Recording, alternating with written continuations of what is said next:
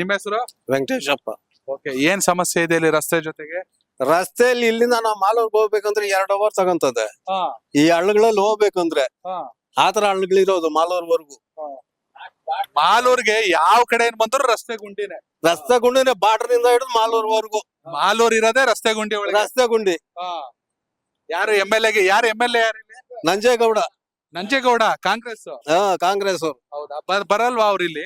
ಏನ್ ಬರವಿಲ್ಲ. 2 ವರ್ಷ ಆಯ್ತು ಗೆದ್ದು, ಈ ರೋಡ್ ಕಡೆ ಗಮನ ಮುಟ್ಲಿಲ್ಲ ಅವ್ರು.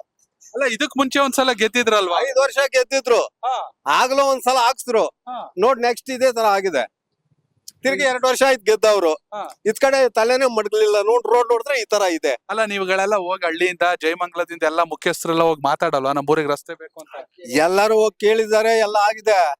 ಆದ್ರೆ ಕೂಡ ಅವ್ರ ಇದ್ ಕಡೆ ಗಮನ ಹರಿಸ್ಲಿಲ್ಲ. ಬಟ್ ಟಿವಿಲಿ ಗಲಾಟೆ ನಡೀತಾ ಇರುತ್ತೆ ಅವ್ರಿಗೂ ಮಂಜುನಾಥ್ ಗೌಡ್ರಿಗೂ. ಅವ್ರಿಬ್ರಿಗೂ ಇದು ರೀ ಎಣಿಕೆ ಇದೆ ಅಲ್ಲ. ಮತ ಎಣಿಕೆ ಇದೆ. ಈಗ ಅದ್ ಕೊಟ್ಟಿದ್ರಲ್ಲ, ಕೋರ್ಟ್ ಇಂದ ಆರ್ಡರ್ ಆಗಿದೆ ಅವ್ರಿಗೆ ಮತ ಎಣಿಕಿದು. ಅದು ಡೇಟ್ ಕೊಡ್ಲಿಲ್ಲ ಇನ್ನ. ಅವರು ಮಂಜುನಾಥ್ ಗೌಡ್ರು ಫಸ್ಟ್ ಗೆದ್ದಿದ್ರಲ್ಲ JDS ಇಂದ, ಆವಾಗ ಪರವಾಗಿಲ್ಲ, ಚೆನ್ನಾಗ್ ಮಾಡಿಸ್ತಾ ಇದ್ರು ಅವ್ರು. ಈಗ ನಂಜೇಗೌಡ್ರದ್ದು ಅಷ್ಟಲ್ಲ. ನಂಜೇಗೌಡ ನೋಡಿದಾಗ ಇದೆ ರೋಡ್ಗಳು.